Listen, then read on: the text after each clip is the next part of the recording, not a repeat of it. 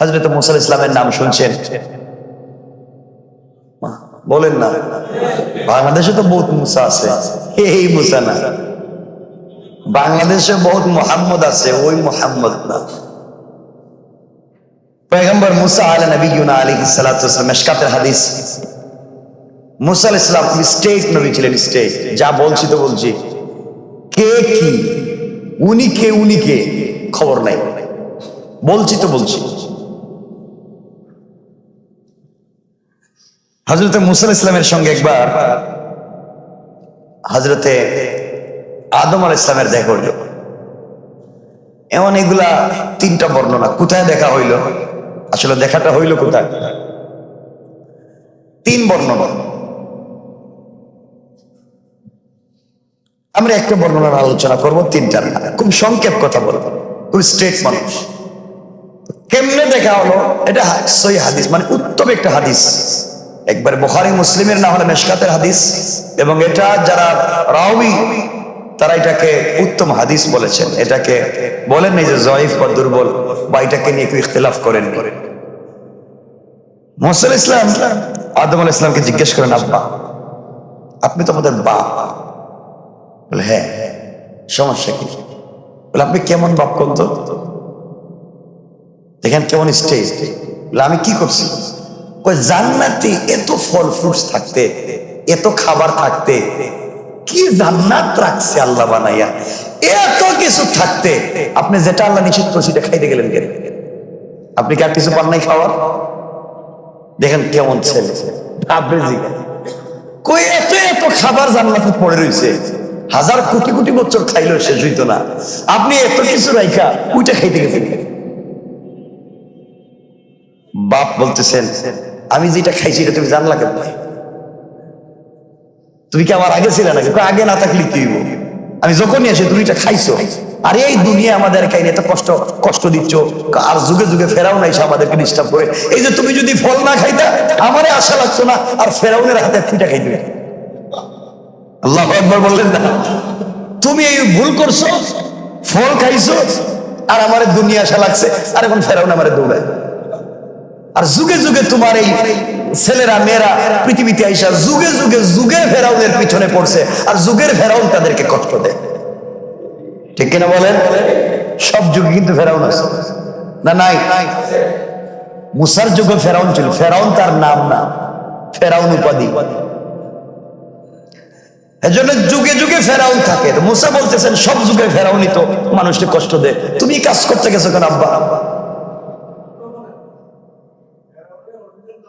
ঠিক আছে, আমার কথা বুঝতেছেন আপনারা? আচ্ছা, আমার বন্ধুগণ, বৎসর ফেরাউন হযরত মুসা আলাইহিস সালামকে কষ্ট দিয়েছে, দেয় নাই? দেয় নাই? দিয়েছে। এক পর্যায়ে মুসা আলাইহিস সালাম বলছেন, আব্বা এটা কাজটা ঠিক হইল না। আদম আলাইহিস সালাম বলেন, বাবা তুমি এই কথাটা কই পাইছো যে আমি এটা খাইছি? কেন পাইবো না, আমি তো তাওরাতে পাইছি। কোথায় পাইছে? আমার কিতাব আমার কাছে নাজিল হয়েছে, আমি জানবো না কেন? আল্লাহ এখানে লিখে দিচ্ছে।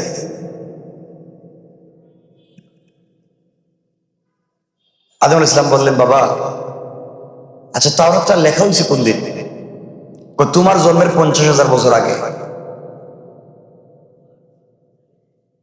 আদম আলাইহিস সালাম বললেন, তাহলে আমি 50,000 বছর পরে ফল খাইয়া ভুল করছি, আর তোমার কিতাবে 50,000 বছর আল্লাহ লিখে ভুল করে নেই। আমি যে খাইলাম 50,000 বছর পরে, রবিটা 50,000 বছর আগে লেখলো কেন? মুসা কথাও তো ঠিক চিন্তা করলাম। আদম বলতেন, বাবা শোনো, ছেলে হইলে এত ভাব ধরো না, আমি যদি না খাইতাম তাহলে তুমি নবী হইতা না, আর আমার সাথে কথা বলতে পারতা না। আল্লাহু আকবার বললেন না? আমি যদি না খাইতাম তুমি দুনিয়ায় আসতে পারতা না, নবী মুসা হইতে পারতা না। তো বাবার সব ছেলে কিন্তু সমান হয় না। যারা ওই যে 2 নম্বর ছেলেটাতে কি করেন আপনারা, মেজো মেজো, এটা একটু একটু টাইট হয়, থেড়া হয়, থেড়া হয়। আর বড় যেটা হয় এর বুদ্ধি বেশি থাকে, জ্ঞান বেশি থাকে, কিন্তু কথা কয় কম, ঠিক না? তো মুসা আলাইহিস সালাম হচ্ছেন আদম আলাইহিস সালামের থেরা সেল, থেরা থেরা বাঁকা সেল। তো কেমন বাঁকা দেখেন, কথা কথা চলে আসলো। হযরত রাসূল পাক সাল্লাল্লাহু আলাইহি ওয়াসাল্লাম যদি মেরাজে যান, প্রথম আসমানে তো দেখা হইলো আদমের সাথে। তো তিনি বললেন, বাবা আসছো, আহলান সাহলান মারহাবান, যাও। সব আসমানে দেখা হইলো, সব ষষ্ঠ আসমানে গিয়ে মুসার সঙ্গে দেখা। মুসা সালাম দিলেন, দিয়া কথাবার্তা বললেন, রাসূল সাল্লাল্লাহু আলাইহি ওয়াসাল্লাম চলে যাইতেছেন। যাওয়ার সময় মুসা আলাইহিস সালাম আল্লাহর আল্লাহ, এটা কোন ইনসাফ হইল? আমার কত পরে এসে আমার আগে চলে যাইতেছে উপরে। রাসূল পাক সাল্লাল্লাহু আলাইহি ওয়াসাল্লাম হযরতে জিবরিল আমিনকে জিজ্ঞেস করছেন, জিবরাইল এই কথাটা বলে কে? কত বড় বেয়াদবের মতো কথা বলতেছে, যে আল্লাহর সাথে কথা বলতেছে, যে এত পরে এসে আমার আগে উপরে চলে যায়, আমি এতদিন ধরে যাইতে পারলাম না। জিবরিল আমিন বলছেন, পয়গম্বর এটা মুসা আপনার ভাই। কথা কি এভাবেই কয়? ওর ভাষাটা এভাবে, এটা আল্লাহ বুঝেন, ওর কথা ধরেন না। আল্লাহ সুবহানাল্লাহ বললেন না, ও এভাবেই কথা কয়। এর তো রাগ, মানুষের থাবড়া মারে, ও থাবড়া মারি মানুষ মেরে ফেলে। জানেন না আপনি? কি আমি গেছিলাম তো। আপনি গেছিলেন মানে? আমি একদিন গেছিলাম মুসার কাছে, যাওয়ার পরে দেখলাম আজরাইল এখানে। আজরাইল মনে গেছিলেন তার জান আনার জন্য, থাবড়া দিয়ে চোখ ফেলাই দিচ্ছে। মানে এই পাবলিক, এর জন্য স্টেট। আমি বুঝাতে চাচ্ছি, হযরতে মুসা আলাইহিস সালাম এতে স্টেট থাকবার পরেও যে কথা বলে বাপকেও ছাড়েননি, তিনি তার ইনসাফের উল্টা চলেননি। আর ফেরাউন ক্ষমতা পেয়ে, সম্পত্তি পেয়ে, প্রভাব পেয়ে, দুনিয়ার জমিনে অস্তিত্ব পেয়ে সে আল্লাহ পাককে চিনতে পারেনি। কথা বলেন, সে আল্লাহ পাককে চিনতে পারেনি। তার টাকার অভাব ছিল না, সম্পত্তির অভাব ছিল না, সব ছিল, কিন্তু চিনতে পারেনি কাকে? আর মুসা আলাইহিস সালাম আল্লাহকে চিনতেন। বাড়ি ছিল না, ঘর ছিল না, এমনকি নিজের বাড়ি ছেড়ে গিয়েছেন মাদিয়ান বা মাদাইন, ওখানে গিয়ে শুআইব পয়গম্বরের মেয়ে সফুরাকে বিয়ে করেছেন। দীর্ঘদিন শ্বশুরের বকরিরা খালি করছেন, বকরিরা খালির বিনিময়ে একটা মেয়ের বিয়ে করছেন। ওখান থেকে আবার নিজে আসছেন। ধৈর্য ধরনের উপরে থাকবার কারণে, ইস্তেকামত ন্যায়ের উপরে থাকবার কারণে, ইস্তেকামত সাক্ষীর উপরে থাকবার কারণে আল্লাহ এই বকরিরা খাল মুসাকে শ্বশুরের বকরি চড়াইতো, এই মুসাকে আবার ফিরাইয়া ফেরাউন উপরে বিজয় দান করে মুসাকে আল্লাহ নবী এবং রাসূল বানাইয়া দিয়েছেন। সুবহানাল্লাহ। কোরআনে কারীমের 4 নম্বর 5 নম্বর পারা 4 নম্বর সূরা, সূরা নিসার 135 নম্বর আয়াত থেকে কিছু অংশ আমরা তেলাওয়াত শুনেছি।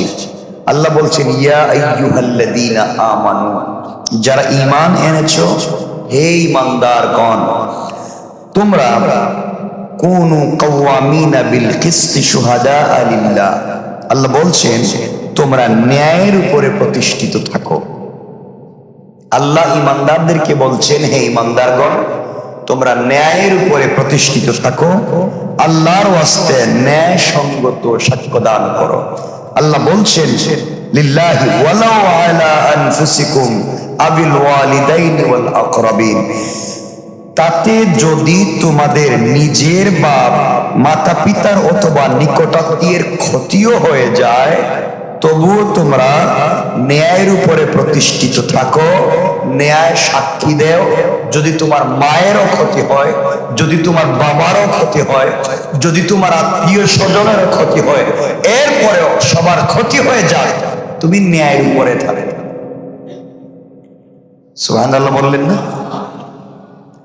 আল্লাহ বুঝাতে চাচ্ছেন, ন্যায়ের উপরে প্রতিষ্ঠিত থাকতে গিয়ে যদি মায়ের বিরুদ্ধে, বাবার বিরুদ্ধে, মায়ের বিপরীতে, বাবার বিপরীতে, আত্মীয় স্বজনের বিপরীতেও তোমাকে ইস্তেকামত থাকতে হয়, তাতেও তুমি থাকবা, কারণ তুমি ন্যায়ের উপরে আছো। তাহলে আমরা এখান থেকে বুঝতে পারলাম, রব বুঝাতে চাচ্ছেন যারা ঈমানদার তারা ন্যায়ের উপরে প্রতিষ্ঠিত থাকবে। আল্লাহ বলছেন আল্লাহর ওয়াস্তে, আল্লাহ নিজে বলছেন, দেখেন আল্লাহর ওয়াস্তে তোমরা ন্যায় সঙ্গত সাক্ষ্য দেও। চিন্তা করতেছেন, রব প্রথমে বলছেন যারা ঈমান এনেছো তোমরা ন্যায়ের উপরে নিজেরা প্রতিষ্ঠিত থাকো। এরপরে বলছেন আল্লাহর ওয়াস্তে, লিল্লাহি ওয়ালাউ আলা আনফুসিকুম শুহাদা লিল্লাহ, আল্লাহর ওয়াস্তে তোমরা সাক্ষ্য দান করো ন্যায়ের উপরে। যদি সাক্ষ্য দিতে গিয়ে তোমার বাবার বিরুদ্ধে যায়, যদি এই সাক্ষ্য দিতে গিয়ে তোমার মায়ের বিরুদ্ধে যায়, যদি এই সাক্ষ্যটা তোমার নিকটাত্মীয়দের বিরুদ্ধে যায়, তাও আমি আল্লাহ বলছি আল্লাহর ওয়াস্তে তুমি ন্যায়ের উপরে থাকো। আল্লাহু আকবার। রবের কথার কন্ডিশন, তার শব্দ চয়ন বাচনিক ভঙ্গি চিন্তা করেন। ও আমার মুমিন বান্দা, ইয়া আইয়ুহাল্লাযীনা আমানু, হে আমার মুমিন বান্দাগণ, হে কলিজার টুকরা মুমিনেরা, তোমাদেরকে আমি রব বলছি সকল সময় কুনু কাওয়ামিনা বিল কিসত, তোমরা সব সময় ইস্তেকামত থাকো ন্যায়ের উপরে। তাইলে যাকে ন্যায় সাক্ষী দেওয়ার কথা বলতেছেন, আগে তাকে নিজে ন্যায়ের উপরে ইস্তেকামত থাকতে বলেছেন। অর্থাৎ তুমি সাক্ষ্য দেওয়ার আগে নিজের ন্যায়ের উপরে প্রতিষ্ঠিত হও। তাইলে আমাদের প্রথম কাজ হচ্ছে ইমানদার হওয়া। প্রথম কাজ বলেন, আবার বলেন, ইমানদার কার নাম? ইমানদার ওই ব্যক্তি যার আকৃতি, যার লেবাস এবং দিলের তাকওয়া এক হবে। আবারও বলছি, ইমানদার ওই ব্যক্তিকে বলা হয় যার বাহ্যিক চরিত্র এবং আত্মিক চরিত্র এক হবে। অর্থাৎ দেখতে যেভাবে আল্লাহওয়ালা মনে হবে, অন্তরের দিক থেকেও সে আল্লাহওয়ালা হবে। এই ব্যক্তি হলো মুমিন। আল্লাহ ওই মুমিনকে বলছেন, ও আমার মুমিন বান্দা বান্দিগণ, অবশ্যই তোমরা নিজেরা ন্যায়ের উপরে প্রতিষ্ঠিত থাকো। কিসের উপরে? সবাই বলেন, ন্যায়ের উপরে। আপনাকে ভয় দেখাচ্ছে, আপনার সম্পত্তি কেড়ে নেওয়ার ভয় দেখাচ্ছে, ন্যায়ের উপরে থাকলে আপনার উপরে জুলুম আসবে, ন্যায়ের উপর ইস্তেকামত থাকলে আপনার সমূহ অকল্যাণ হওয়ার সম্ভাবনা আছে। রব বলেছেন এত কিছুর পরেও যদি তুমি ন্যায়ের উপরে প্রতিষ্ঠিত থাকো, আমি রব কথা দিলাম তোমার হেফাজতের দায়িত্ব আমি আল্লাহ। তুমি শুধু গ্যারান্টি এতটুকুন দিবা আমাকে যে তুমি ন্যায়ের উপরে থাকবে। আল্লাহ বুঝাতে চাচ্ছেন, বান্দা তোমার দায়িত্ব হচ্ছে আমাকে এই কথার গ্যারান্টি দেওয়া যে তুমি ন্যায়ের উপরে থাকবে। আমি রব কথা দিলাম তোমাকে সাপোর্ট দেয়া, সহযোগিতা করে তোমাকে এই জায়গায় রাখবার দায়িত্ব আমি আল্লাহ। তাহলে আমরা আজকের থেকে আমাদের কাজ হবে ন্যায়ের উপরে প্রতিষ্ঠিত থাকা। বলেন ইনশাআল্লাহ। সকল কাজে। আমার খাবার নাই, আমি কখন জানি মরে যাচ্ছি, আমার সামনে অনেকগুলো মাকরু খাবার, হারাম খাবার আছে, আমি জীবন দিয়ে চলে যাব, অস্তিত্ব বিলীন করে দেব, ন্যায়ের উপরে প্রতিষ্ঠিত থাকবো, আমি হারাম খাবারের মুখ দিব না। জীবনে চলার পথে আপনাকে অনেক কিছু হাতছানি দিয়ে ডাকবে, অনেক বেআইনি অন্যায় লাইনে টাকা ইনকামের পথ আপনাকে হাতছানি দিয়ে ডাকবে। রব বলেছেন, বান্দা আমাকে চিন্তা করে হকের উপরে প্রতিষ্ঠিত থাকো, হারাম পথে যাইও না, হারাম ইনকামে যাইও না, হারাম খেতে যাইও না, হারাম সম্পর্কে জড়িয়ে যাইও না, হারাম কাজে চলে যাইও না, তুমি সকল সময় ইনসাফের উপরে প্রতিষ্ঠিত থাকো, ন্যায়ের উপরে থাকো। বলেছেন কে? এক নম্বর। তাহলে আমরা মূল আলোচ্য প্রথমে হব মুমিন। এখন মুমিন হওয়ার পরে যদি এমন মুমিন নাই এখানে, নাই মনে আমাদের এখানে না থাকতে পারে, কারণ আমরা সবাই ভালো মানুষ, আমরা ভালো কাজ করি। অনেক মুমিন নাই, নামাজের পরে সুদ খায়, নাই? আপনারা জানেন মনে হয় না, আপনারা জানেন মনে হয় গত পরশুদিন এক জায়গায় আমি কথা বলতেছি সুদের ওয়াজ, আমার সাবজেক্ট হচ্ছে সুদের ওয়াজ শুরু করছি, দাঁড়ায় গেছে, কা করতে পারবেন না ওয়াজ, এতটুকুন দাঁড়িয়ে, সাদা দেয়, পাঞ্জাবি জুব্বা, ওয়াজ করতে পারবেন না। ব্যাপার উনি ছিল ওই কয়েক হাজার লোকের পিছনে ছিল, একবারে আমার কাছে চলে আসছে, এখানে ওয়াজ করা যাবে কেন? সুদ হারাম হবে কেন? চিন্তা করছেন না কিছু? যদি সুদ হারাম হয়, বাংলাদেশের সব মানুষ অমুসলিম, একটার ইমান নাই। উনি দাড়িওয়ালা কিন্তু মুরব্বী, তো সুদের কথা বলছি, তাহলে বোঝা গেল শুধু নামাজি মানুষকে আল্লাহ পর্যন্ত পৌঁছাতে পারে না। অনেক আমরা অনেক বুজুর্গ আল্লাহওয়ালা আছি যে নামাজের পরেও পাক্কা মুমিন হতে পারি নাই। কথা বলেন না কেন? এজন্য আল্লাহ বলছেন ঈমান আনার পরেও অনেকে 100% ঈমানদার হতে পারবে না। এজন্য আল্লাহ বলছেন, ও ঈমানদার, তোমরা ঈমানের উপরে প্রতিষ্ঠিত থাকো।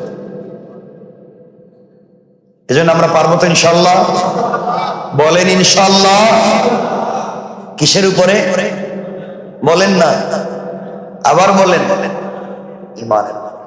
মিথ্যাকে মিথ্যা বলবেন, সত্যকে সত্য বলবেন, আমরা কোনো কিছু গোপন করব না। আল্লাহ যেন আমাদেরকে কবুল করেন, পড়েন আমিন, বলেন আমিন। আমরা পারবো তো ইনশাআল্লাহ? এক নাম্বার ঈমানদার, এক নাম্বার পাক্কা ঈমান। কি ঈমান? যে ঈমানের ভিতরে বিশৃঙ্খলা নাই, মিথ্যা নাই, আমানতের খেয়ানত নাই, আছে না? আমরা পারবো তো ইনশাআল্লাহ? এক নম্বর। দুই নম্বর হলো ন্যায়ের উপরে প্রতিষ্ঠিত থাকা। আমরা ন্যায়ের উপরে প্রতিষ্ঠিত থাকবো ইনশাআল্লাহ। আমরা বলি ঠিকই, কেউ রাগ করবেন না। এই যে গেল ফুটবল খেলা যেদিন, যে এই যে কি খেলা, এই বিশ্বকাপ যেদিন গেল, এই ফাইনাল যেদিন গেল,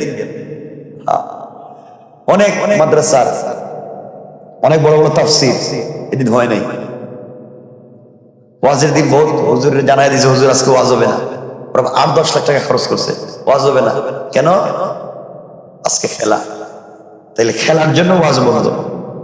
আর অনেক হুজুরদের কি ওয়াজে বলা হয়েছে, হুজুর 9টার আগে ওয়াজ শেষ করে দেন, 9টার পরে ওয়াজ করার দরকার নেই। এর মানে কি? 9টার পরে খেলা। তাইলে যে ইমানদার খেলার জন্য দ্বীনের মজলিসকে আগে আনতে চায়, যে ইমানদার খেলার জন্য ওয়াজ তাফসীরকে বন্ধ করে দিতে চায়, আসলে কি এই ইমানদার না কুখ্যাত শয়তান? কুখ্যাত শয়তান বলে। এর দুটা কারণ। এক নম্বর হলো এখন 100% বিশ্বাস করতে হবে তার ভিতরে আল্লাহকে দিয়ে কোনো ভয় নাই। 2 নম্বর আপনাকে বিশ্বাস করতে হবে তার ভিতরে রাসূলকে নিয়ে কোনো দরদ নাই। যদি রাসূলের দরদ থাকতো, ঈমানের প্রতি ভালোবাসা থাকতো, আল্লাহর প্রতি ভয় থাকতো, এই লোকটা জিন্দেগিতে ইসলাম এবং দ্বীনি কাজ বাদ দিয়ে দুনিয়ার কাজে লিপ্ত হতে পারত না। এজন্য আল্লাহ বলছেন, যারা ঈমান এনেছো কুনু কাওয়ামিনা বিল কিসত, ও ঈমানদার, তোমরা আল্লাহর ওয়াস্তে, আমি আল্লাহ বলছি, আল্লাহর ওয়াস্তে তোমরা ইস্তেকামত থাকো, প্রতিষ্ঠিত থাকো ন্যায়ের উপরে। ন্যায় বলছি তো বলছি, আমাকে মেরে ফেললেও আমি বলবো, আমাকে হত্যা করলেও বলবো, আমাকে জ্বালিয়ে দিলেও বলবো, আমি যা বলছি তো বলছি। ঠিক আছে, প্রতিষ্ঠিত থাকবো। এরপরে আল্লাহ বলছেন, যদি এই সাক্ষ্য ন্যায় সঙ্গত সাক্ষ্য দিতে গিয়া দেখো তোমার মায়ের বিরুদ্ধে গেছে, তোমার বাবার বিরুদ্ধে গেছে, তোমার নিকটাত্মীয়দের বিরুদ্ধে গেছে, আল্লাহ রাব্বুল ইজ্জত ওয়াল জালাল বলছেন, তবুও তোমরা ন্যায় সাক্ষী দাও। কি দাও? এতটুকু বুঝছেন তো আপনারা? বললেন না? এতটুকু বুঝছেন তো? আচ্ছা, এরপরে কি বলছেন দেখেন, আল্লাহ রাব্বুল ইজ্জত ওয়াল জালালের পরে বলেন ইয়াকুন গানিয়ান আও ফাকিরান ফাল্লাহু আওলা বিহিমা। চিন্তা করে এবার আল্লাহ বলছেন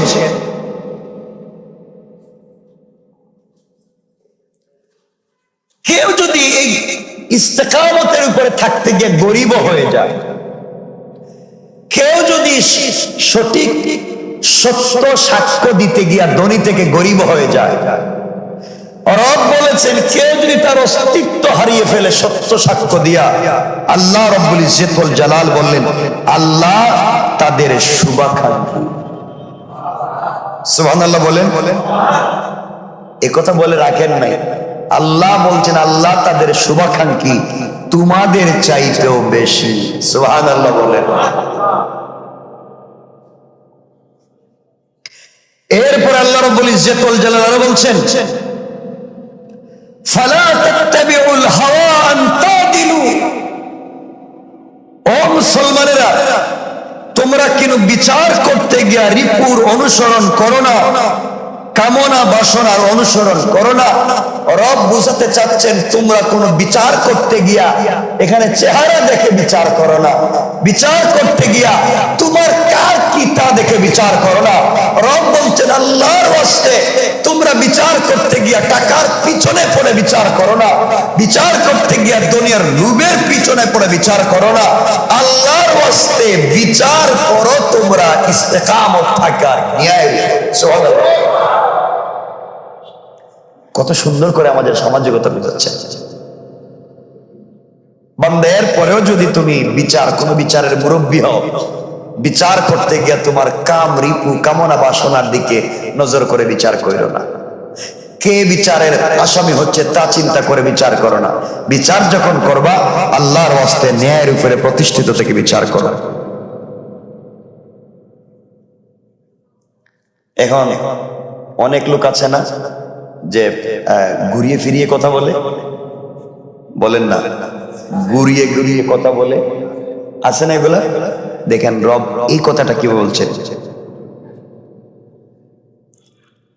আল্লাহ বলছেন ওয়াইন তালবু আও তুরিদু ফাইন্নাল্লাহা কানা বিমা তা'মালুনা খাবীরা। আল্লাহ বলছেন আর যারা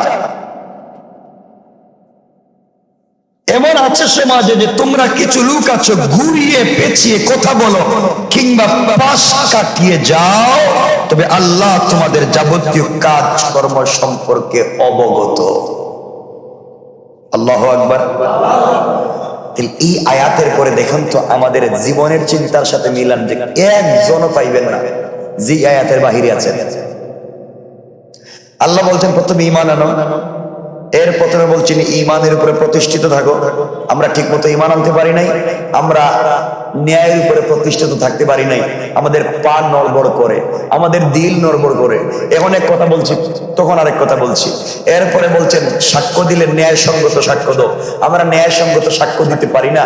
যদি আমার বাবার বিরুদ্ধে যায়, আমার ভাই অন্যায় করলে আমি তার বিরুদ্ধে না দাঁড়িয়ে তার পক্ষে দাঁড়িয়ে যাই, আমার মা বাপ অন্যায় করলেও তাদের বিরুদ্ধে না দাঁড়িয়ে পক্ষে দাঁড়িয়ে যাই। কথা বললেন না, ঠিক না? এরপর আল্লাহ রাব্বুল ইজ্জত ওয়াল জালাল বলছেন যদি কেউ ন্যায়সঙ্গত কথা বলতে গিয়ে যদি ধনী থেকে গরিব হয়ে যায়, রব বলছেন তোমাদেরকে সবাই ফেলে দিতে পারে, আমি রব তোমাদের শুভাকাঙ্ক্ষী। রব যদি বলে, আল্লাহ যদি বলে আমি শুভাকাঙ্ক্ষী, তার কোনো চিন্তা আছে? বলেন, চিন্তা নাই।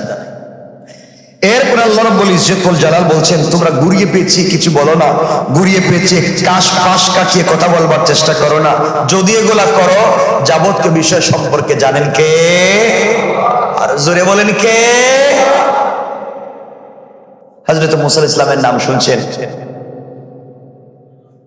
বলেন না। বাংলাদেশে তো বহুত মুসা আছে, এই মুসা না। বাংলাদেশে বহুত মুহাম্মদ আছে, ওই মুহাম্মদ না। পয়গম্বর মুসা আলাইহিস সালাতু ওয়াস সালাম, মিশকাতের হাদিস, মুসা আলাইহিস সালাম স্টেট নবী ছিলেন, স্টেট। যা বলছি তো বলছি, কে কি উনি কে খবর নাই, বলছি তো বলছি। হযরত মুসা আলাইহিস সালামের সঙ্গে একবার হযরতে আদম আলাইহিস সালামের দেখা হইল। এমন এগুলা তিনটা বর্ণনা। কোথায় দেখা হইল, আসলে দেখাটা হইল কোথায়? তিন বর্ণনা। আমরা একটা বর্ণনার আলোচনা করব, তিনটা না, খুব সংক্ষেপ কথা বলবো, খুব স্ট্রেট মানুষ। কেমনে দেখা হলো? এটা সহিহ হাদিস, মানে উত্তম একটা হাদিস, একবারে বুখারী মুসলিমের না হলে মিশকাতের হাদিস, এবং এটা যারা রাওয়ী তারা এটাকে উত্তম হাদিস বলেছেন। এটাকে বলেন নাই যে জয়ীফ বা দুর্বল, বা এটাকে নিয়ে একটু ইখতিলাফ করেন। মুসা আলাইহিস সালাম আদম আলাইহিস সালামকে জিজ্ঞেস করেন, আব্বা আপনি তো আমাদের বাপ। বলে হ্যাঁ, সমস্যা কি? বলে আপনি কেমন বাপ কোন তো? দেখেন কেমন স্টেজ। বলে আমি কি করছি? জান্নাতে এত ফল ফ্রুটস থাকতে, এত খাবার থাকতে, কি জান্নাত রাখছে আল্লাহ বানাইয়া, এত কিছু থাকতে আপনি যেটা আল্লাহ নিষিদ্ধ সেটা খাইতে গেলেন কেন? আপনি কি আর কিছু পান নাই খাওয়ার? দেখেন কেমন ছেলে। আপনি কই এত এত খাবার জান্নাতে পড়ে রয়েছে, হাজার কোটি কোটি বছর খাইলেও শেষ হইতো না, আপনি এত কিছু রাইখা ওইটা খাইতে গেছেন। বাপ বলতেছেন, আমি যেটা খাইছি এটা তুমি জানলা কেন? তুমি কি আমার আগে ছিলে নাকি? আগে না থাকলে কি হইব? আমি যখনই আসি তুমি এটা খাইছো। আর এই দুনিয়া আমাদের কাইনে এত কষ্ট কষ্ট দিচ্ছ, আর যুগে যুগে ফেরাউন এসে আমাদেরকে ডিস্টার্ব করে। এই যে তুমি যদি ফল না খাইতা আমারে আশা লাগতো না, আর ফেরাউনের হাতে পিঠা খাইতে। আল্লাহু আকবার বললেন না? তুমি এই ভুল করছো, ফল খাইছো, আর আমার দুনিয়া আশা লাগছে, আর এখন ফেরাউন আমারে দৌড়ায়। আর যুগে যুগে তোমার এই ছেলেরা মেয়েরা পৃথিবীতে আইসা যুগে যুগে যুগে ফেরাউনের পিছনে পড়ছে, আর যুগের ফেরাউন তাদেরকে কষ্ট দেয়। ঠিক কিনা বলেন? সব যুগে কিন্তু ফেরাউন আছে না? নাই? মুসার যুগে ফেরাউন ছিল, ফেরাউন তার নাম না, ফেরাউন উপাধি। এজন্য যুগে যুগে ফেরাউন থাকে। মুসা বলতেছেন সব যুগে ফেরাউনই তো মানুষকে কষ্ট দেয়, তুমি কাজ করতে গেছো কেন আব্বা? ঠিক আছে, আমার কথা বুঝতেছেন আপনারা? আচ্ছা, আমার বন্ধুগণ, বৎসর ফেরাউন হযরত মুসা আলাইহিস সালামকে কষ্ট দিয়েছে, দেয় নাই? দেয় নাই? দিয়েছে। এক পর্যায়ে মুসা আলাইহিস সালাম বলছেন, আব্বা এটা কাজটা ঠিক হইল না। তো আদম আলাইহিস সালাম বলেন, বাবা তুমি এই কথাটা কই পাইছো যে আমি এটা খাইছি? কেন পাইবো না? আমি তো তাওরাতে পাইছি। কোথায় পাইছে? আমার কিতাব আমার কাছে নাজিল হয়েছে, আমি জানবো না কেন? আল্লাহ এখানে লিখে দিচ্ছে।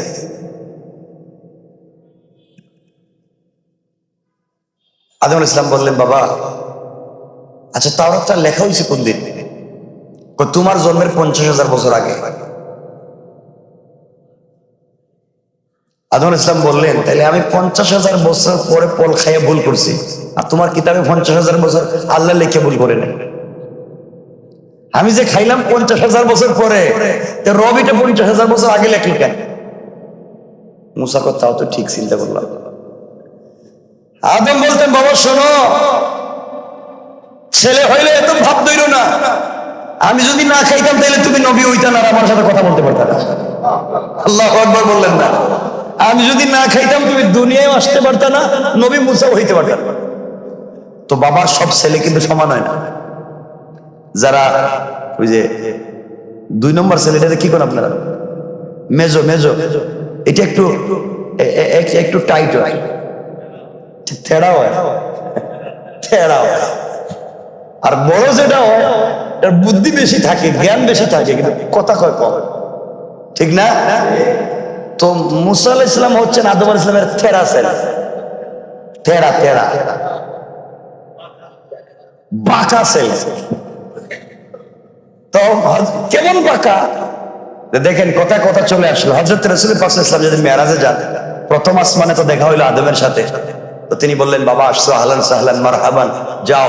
সব আসমানে দেখা হইলো, সব ষষ্ঠ আসমানে গিয়ে মুসার সঙ্গে দেখা। মুসা সালাম দিলেন, দিয়া কথাবার্তা বললেন, রাসূল সাল্লাল্লাহু আলাইহি ওয়াসাল্লাম চলে যাইতেছেন। যাওয়ার সময় মুসা আলাইহিস সালাম আল্লাহর আল্লাহ, এটা কোন ইনসাফ হইল?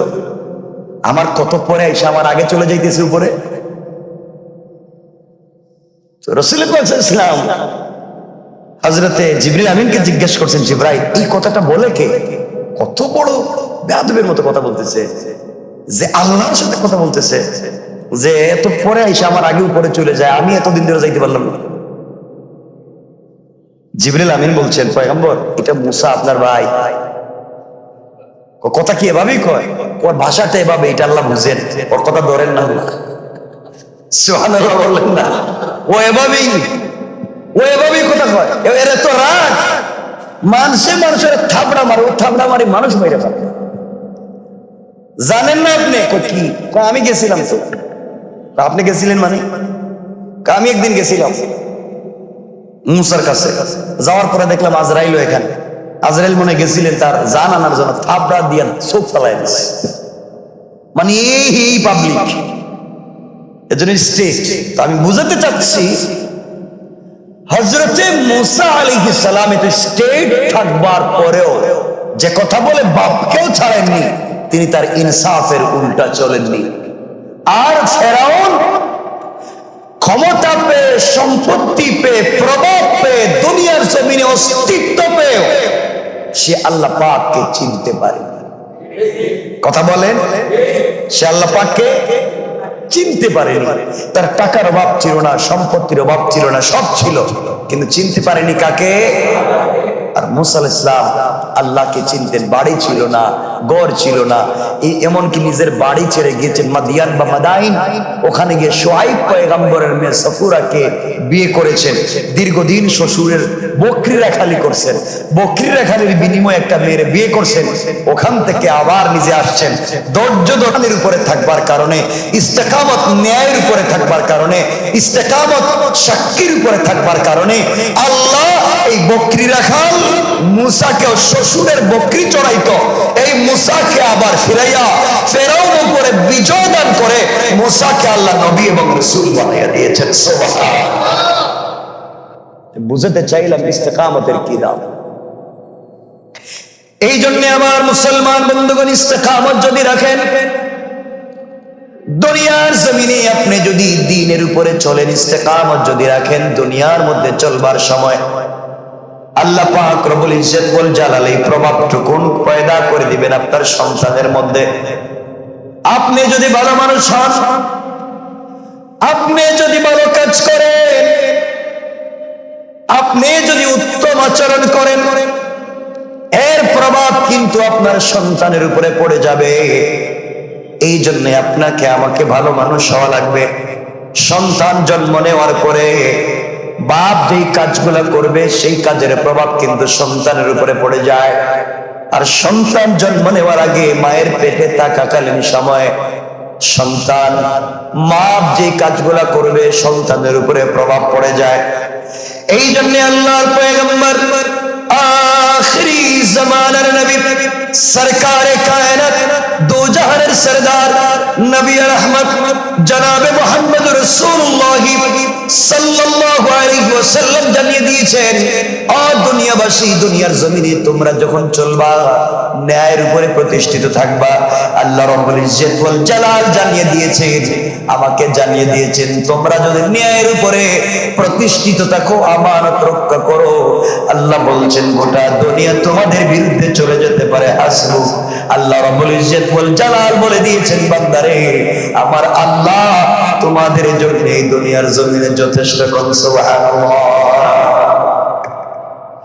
আল্লাহ রাব্বুল ইজ্জত ওয়াল জালাল বললেন, বান্দা দুনিয়ার জমিনে চলবার পথে আমানত রক্ষা করে যদি চলতে পারো, ইনসাফ রক্ষা করে যদি চলতে পারো, হক রক্ষা করে যদি চলতে পারো, হালালকে হালাল মনে করো, হারামকে হারাম মনে করো, ইনসাফের উপরে যদি নিজে চলো, নিজের পরিবারকে চালাও, ইস্তেকামতের উপরে থাকো, আল্লাহ রাব্বুল ইজ্জত ওয়াল জালাল জানিয়ে দিয়েছেন, বান্দারে চলবার পথে তোমার ভুল হয়ে যেতে পারে, মাঝে মাঝে অন্যায় হয়ে যেতে পারে, বান্দা তুমি যে নেক কাজগুলা করে যাও, ওই নেক কাজের বিনিময়ে আমি আল্লাহ তোমাকে মাফের ওয়াদা দিয়ে দিলাম।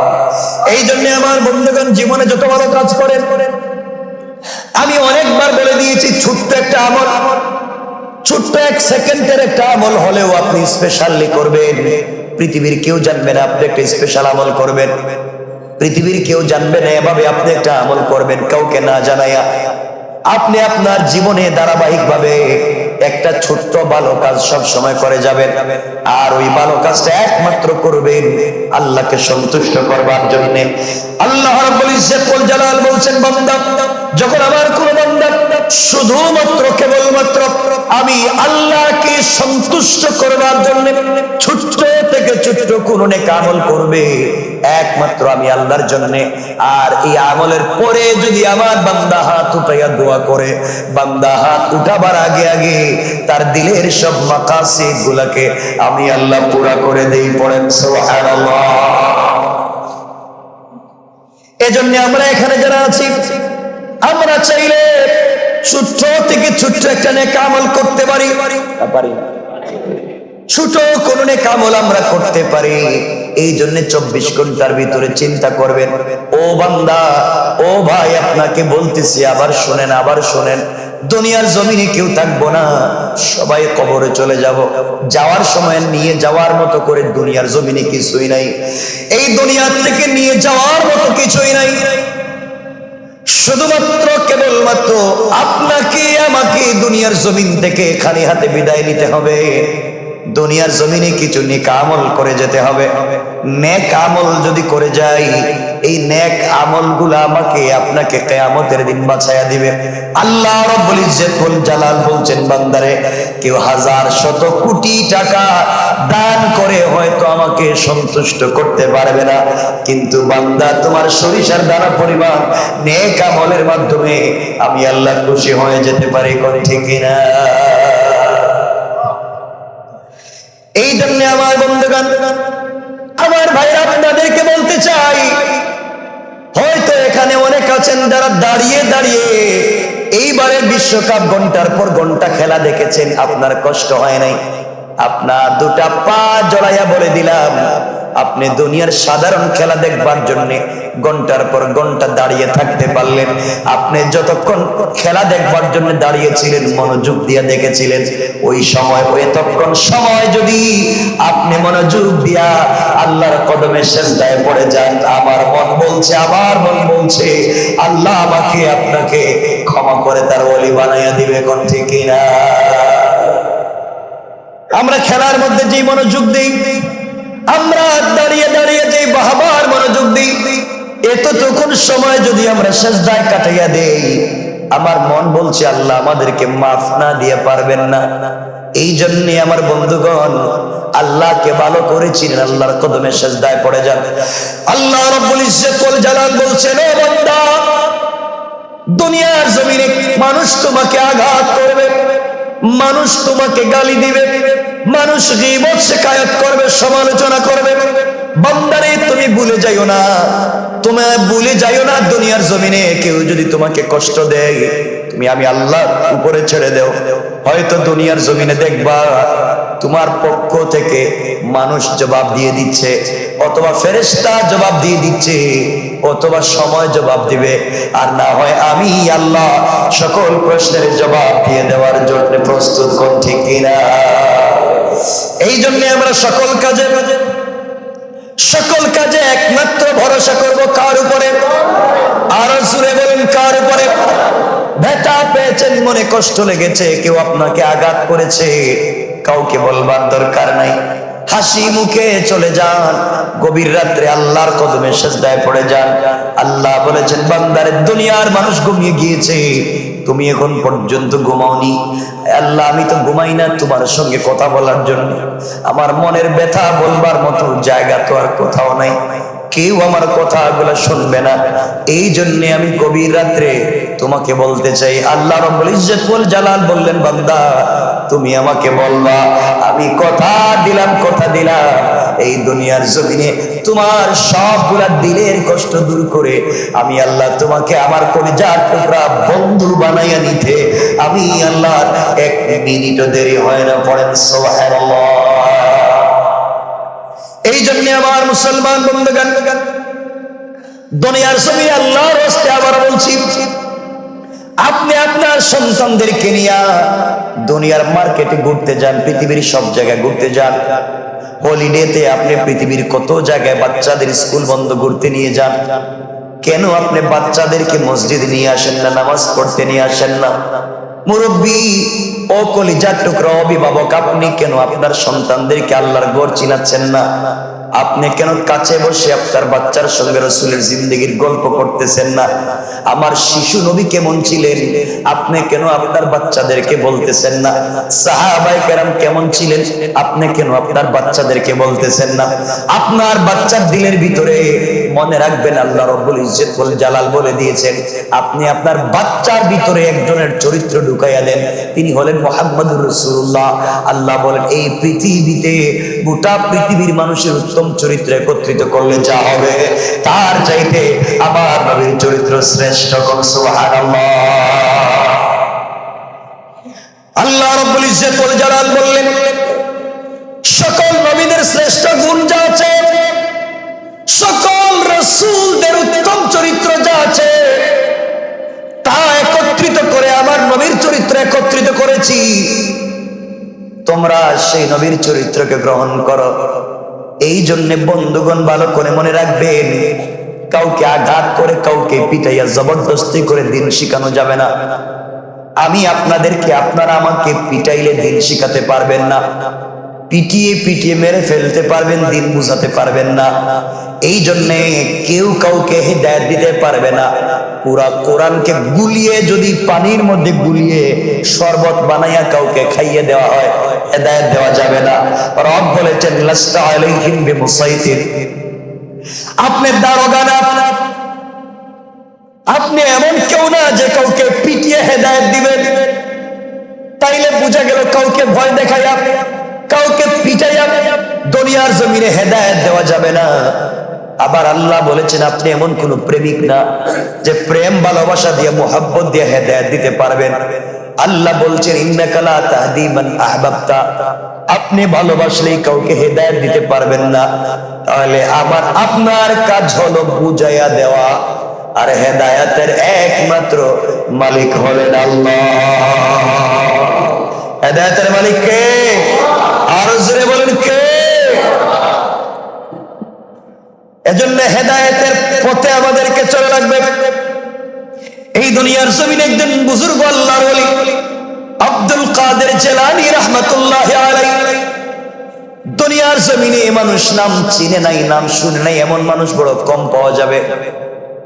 আব্দুল কাদের জিলানী রাহমাতুল্লাহি আলাইহি যখন আস্তে আস্তে 4-5 বছরের হয়ে গেলেন, একটু একটু বড় হয়ে গেলেন, আব্দুল কাদের জিলানী রাহমাতুল্লাহি আলাইহির মার ইচ্ছা ছিল, আমার সন্তানটা কোরআনের হাফেজ হবে, আমার সন্তানটা ভালো মানুষ হবে, আমার সন্তানটা আল্লাহওয়ালা হবে, আমার সন্তানটা আল্লাহকে চিনবে। এই জন্য আব্দুল কাদের জিলানী রাহমাতুল্লাহি আলাইহির মা আব্দুল কাদের জিলানী রাহমাতুল্লাহি আলাইহিকে সঙ্গে নিলেন, আর তিনি পৌঁছে গেলেন একটা মক্তবে, পৌঁছে গেলেন। মক্তবে গিয়ে মক্তবের টিচারকে বললেন, হুজুরকে বলেন, উস্তাদজি, আমি আপনার কাছে আমার বাচ্চাটাকে আমানত দিয়ে গেলাম, আপনি আমার বাচ্চাটাকে হাফেজে কোরআন বানাইয়া আমার কাছে পাঠাবেন। এর আগে আমার বাচ্চাকে পাঠাবেন না, 4-5-6 বছর বয়স হয়ে গিয়েছে, আজ অব্দি আমি আমার বাচ্চাটাকে কোনো জায়গায় পড়তে দেই নাই, কোন উস্তাদের কাছে আমি আমার বাচ্চাটাকে পাঠাই নাই, আপনার কাছে পাঠিয়ে দিয়েছি। এটাই আমার বাচ্চার প্রথম আনুষ্ঠানিক শিক্ষা, আপনি আমার বাচ্চাটাকে হাফেজ বানাইয়া দেন। এই কথা বলে মা আব্দুল কাদের জিলানী রাহমাতুল্লাহি আলাইহিকে উস্তাদের কাছে রেখে তিনি চলে গেলেন। উস্তাদ আব্দুল কাদের জিলানীর চেহারার দিকে তাকালেন, খুব শান্ত শিষ্ট একটা বালক, দেখতে তো খুব শান্ত মনে হয়, খুব ভালো মনে হয়। তিনি বললেন, বাবা, তুমি কি কোরআনের হাফেজ হতে চাও? ছোট্ট আব্দুল কাদের জিলানী বলছেন, হুজুর, আমার মায়ের বড় আশা আমি হাফেজ কোরআন হব। এমন সময় উস্তাদ বললেন, তুমি পড়ো, আউযু বিল্লাহি মিনাশ শাইতানির রাজীম, বিসমিল্লাহির রহমানির রহিম, আলহামদুলিল্লাহি রাব্বিল আলামিন। এইভাবে তিনি পড়াতে লাগলেন। দীর্ঘক্ষণ আব্দুল কাদের জিলানীকে সূরা ফাতিহা মশক করালেন। দীর্ঘক্ষণ আব্দুল কাদের জিলানীকে সূরা ফাতিহা মশক দেওয়ার পরে দীর্ঘক্ষণ বলবার পরে এবার আব্দুল কাদের জিলানী রাহমাতুল্লাহি আলাইহিকে উস্তাদ বলছেন, বাবা তুমি কয় আয়াত মুখস্থ করতে পেরেছো, একটু পড়ো তো দেখি। এবার আব্দুল কাদের জিলানী উস্তাদের সামনে বসলেন, আউযু বিল্লাহ বলে শুরু করলেন, আউযু বিল্লাহি মিনাশ শাইতানির রাজীম, বিসমিল্লাহির রহমানির রহিম, আলহামদুলিল্লাহি রাব্বিল আলামিন। এই বলে তেলাওয়াত শুরু করলেন। তেলাওয়াত করতে করতে করতে করতে সূরা ফাতিহা শেষ করলেন। সূরা ফাতিহা শেষ করে আর তেলাওয়াত বন্ধ করে না, বিসমিল্লাহির রহমানির রহিম বলে আলিফ লাম মিম সূরা বাকারা তেলাওয়াত শুরু করেছে। আশ্চর্য ব্যাপার, আল্লাহু আকবার বলেন, আল্লাহু আকবার। উস্তাদ আশ্চর্য হয়ে গেলেন। তাকে শিক্ষা দিলেন শুধুমাত্র সূরা ফাতিহা ও আলিফ লাম বলে কেমনে। উস্তাদ বসে আছেন, চোখের পানি ছেড়ে দিয়েছেন। আব্দুল কাদের জিলানী তো পড়তে আছে, পড়তে পড়তে পড়া বন্ধ করে না। পড়াতে তার উল্টা পাল্টা লাগেও না, পড়ার মধ্যে বেজালও লাগে না। পড়তে পড়তে এক পর্যায়ে এক বৈঠকে বসে এক টানা 18 পারা তেলাওয়াত করে তিনি থেমে গেলেন। আল্লাহু আকবার।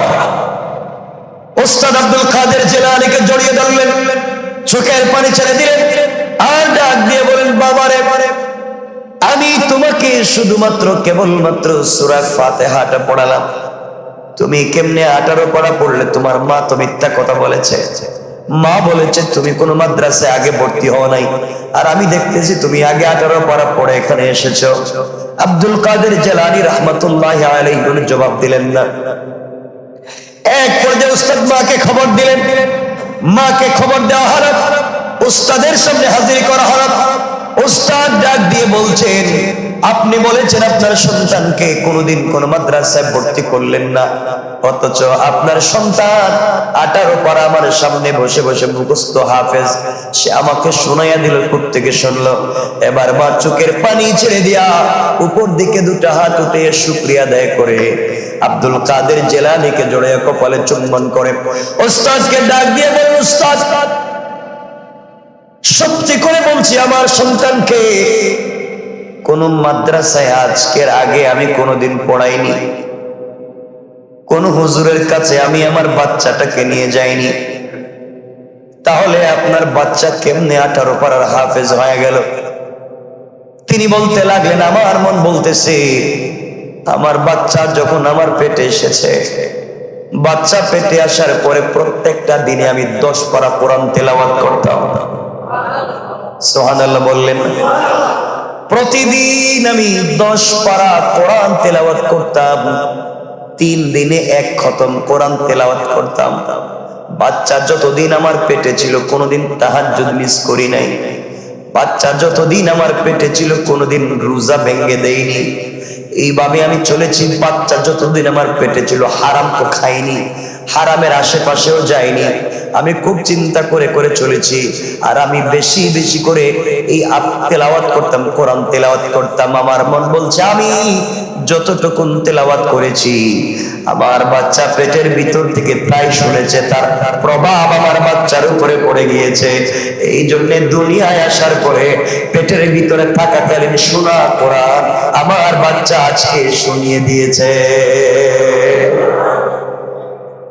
উস্তাদ, আমার সন্তান যখন জন্ম নিয়েছে, আমার সন্তান আমার কাছে যখন কান্না করে দুধ পান করতো, দুধ পানের জন্য আমি ওযু করতাম। ওযু করে 2 রাকাত নামাজ পড়তাম। এরপরে আমার বাচ্চার মুখে দুধ দিতাম, আমার বাচ্চার মুখে আমি বোঁটা দিতাম, সে যেন দুধ পান করে। এইভাবে আমি আমার বাচ্চাটাকে বড় করেছি। উস্তাদজি কোনদিন নামাজ কাজা রেখে বাচ্চাকে দুধ পান করাই নাই, কোনদিন হেঁটে হেঁটে বাচ্চাকে দুধ পান করাই নাই, কোনোদিন দেখাইয়া দেখাইয়া বাচ্চাকে দুধ পান করাই নাই। পৃথিবীর কোনো মানুষ বলতে পারবে না আমি আমার বাচ্চাকে কেমনে দুধ পান করালাম। আমি ওযু করতাম, 2 রাকাত নামাজ পড়তাম, এরপরে আমার বাচ্চাটাকে জায়নামাজে বসে তাশাহুদের সূরাতে বসে কোরআন তেলাওয়াত করা অবস্থায় আমার বাচ্চাটাকে দুধ পান করিয়েছি। আল্লাহু আকবার। এই জন্য আমার প্রভাব আমার বাচ্চার উপরে পড়ে গিয়েছে। এই কথা অনেক লম্বা, আপনাদেরকে বলতে চাই। এই জন্য আমার মায়েরা, আমার বোনেরা যারা বাড়িতে আছেন তাদেরকে জানায়া দিবেন, সন্তানকে যদি এভাবে বড় করতে পারে, মায়ের পেটে সন্তান আসবার পরে মাও যদি দিনের পথে উঠে আসে, আল্লাহ বলছেন বান্দারে, সন্তান দুনিয়া আসার আগে আগে আমি আল্লাহ তাকে ইনসাফওয়ালা আমানতদার সন্তান বানিয়ে দেওয়ার ওয়াদা দিলাম। পড়েন সুবহানাল্লাহ। আল্লাহু আকবার বলেন। পারবো তো ইনশাআল্লাহ? বলেন ইনশাআল্লাহ। আল্লাহ আমাদের সবাইকে কবুল করে। পড়েন আমিন। আরো জোরে বলেন আমিন। আমরা একে অপরের জন্য দোয়া করব।